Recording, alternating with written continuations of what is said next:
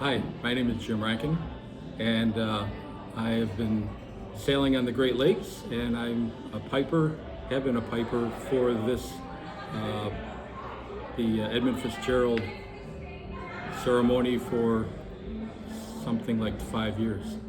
So, uh, one thing that I want to start with is just a connection uh, that I have with the Edmund Fitzgerald. Um, Going to school, my first year at the Maritime College, 1975. In 1975, of course, uh, in November is when the Edmund Fitzgerald sunk. It caused quite a concern at the school, and there were um, it, it, it was a military school, and there were a lot of lessons learned that were taught during that time from 75 to 79. My first ship getting out of school was the Masabi Minor. The Masabi Minor is a 1,000-footer, and it also has a sister ship, the James R. Barker. I've sailed on that, and also sailed on the William J. Delancey. At the time, it was the William J. Delancey, and it has since been rechristened the Tregurtha, and right now that's the largest ship on the Great Lakes. They all carried taconite ore, predominantly, on the order of somewhere around 60,000 tons of iron ore on a trip. They occasionally carried coal. We've gone to several generating stations and dropped off some coal for them.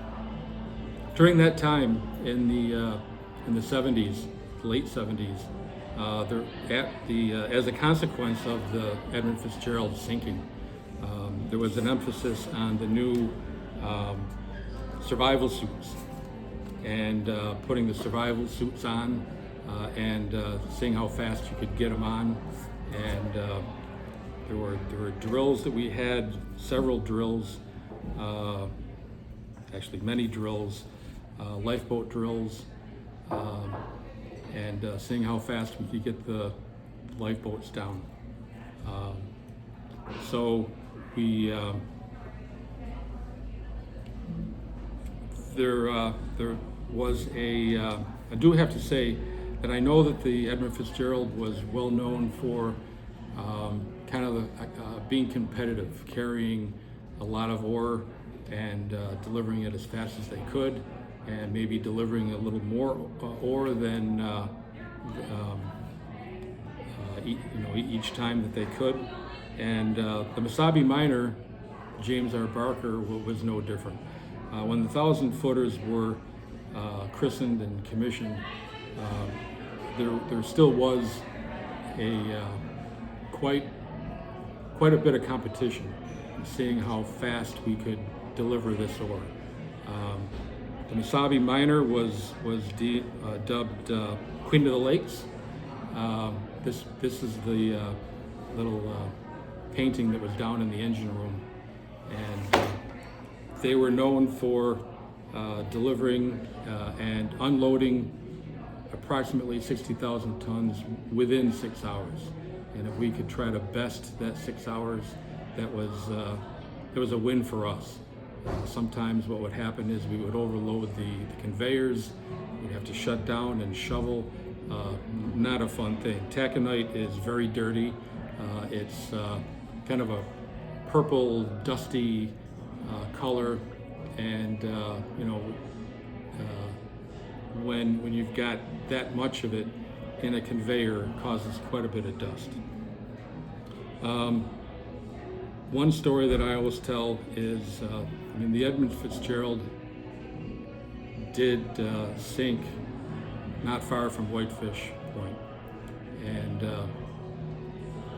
there was always an eerie feeling every time we went over or in that area, especially when I was down in the engine room and I was down in the bilges, and there was just a sense of just a heaviness.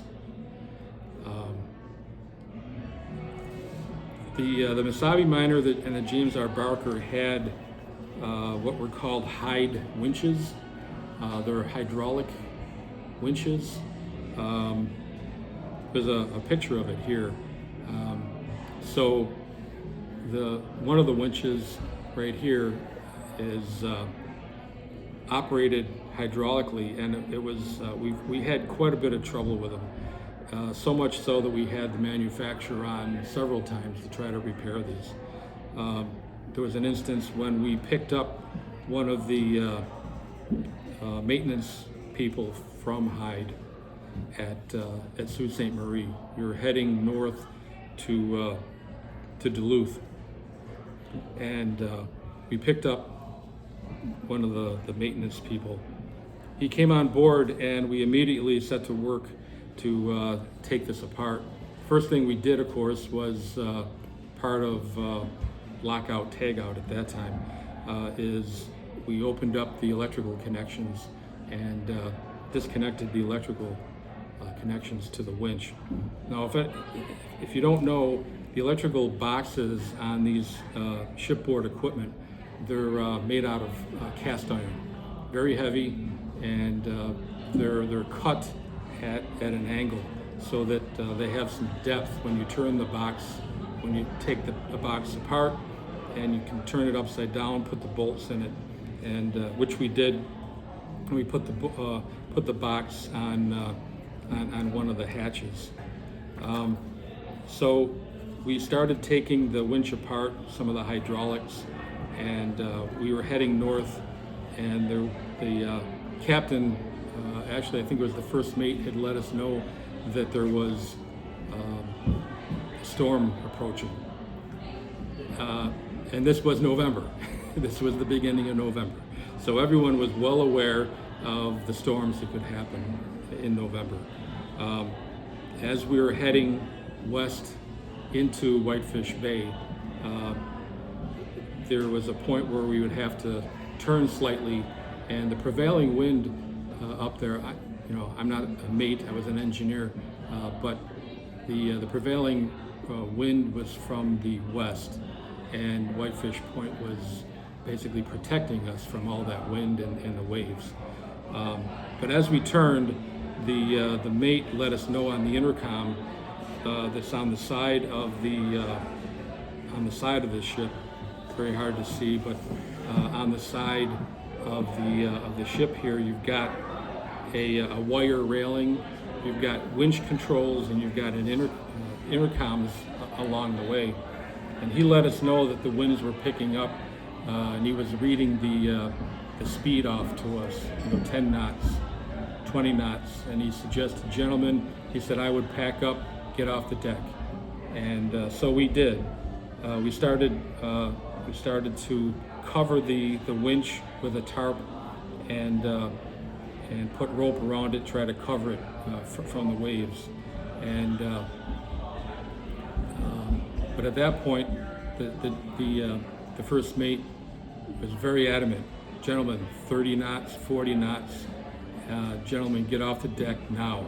And when that happened, it was very, very shortly, as soon as he finished saying that, a wave came over the bow of the ship, and it hit everybody, but when it hit me, it knocked me off my feet.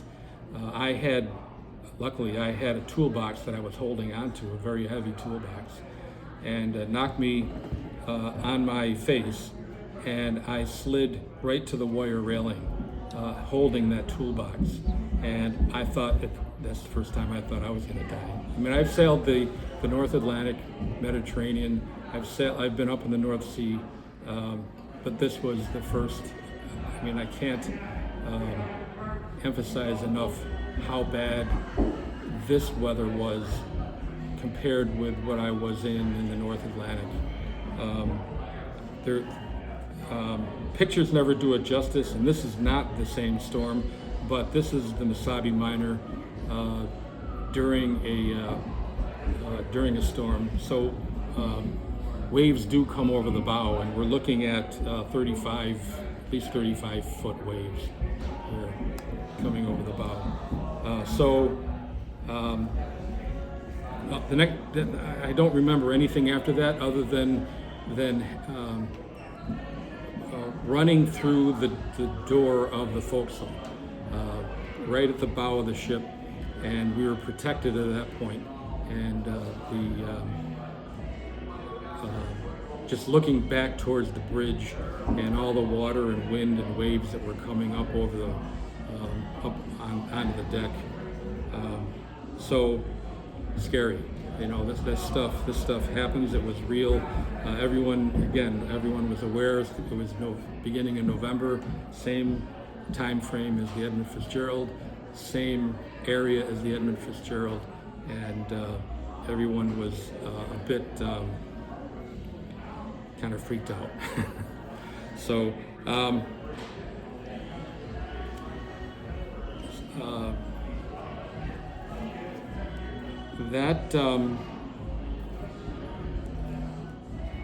the only other thing that I have to say, I guess, is during the time that I was an engineer on those ships up there, ran into quite a few people, engineers, wipers, oilers, who had served with the gentlemen that were on the Edmund Fitzgerald. They had very high praise for the engineers. They sailed under McSorley, the captain. And they also worked with George Hull, the chief engineer. I know they mentioned Buck Champeau and Russ Haskell.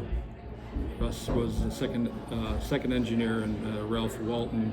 Ralph Walton was an oiler. I mentioned him.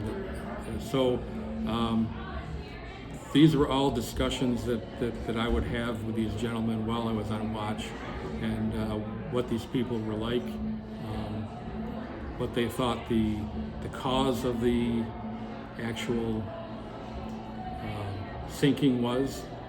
You know, still not known. Everyone still kind of guesses what the real cause of the sinking was. But form a real bond, knowing that this tragedy can happen, and you're well aware of what can happen, and you try to prepare for it, try to prepare everyone for it.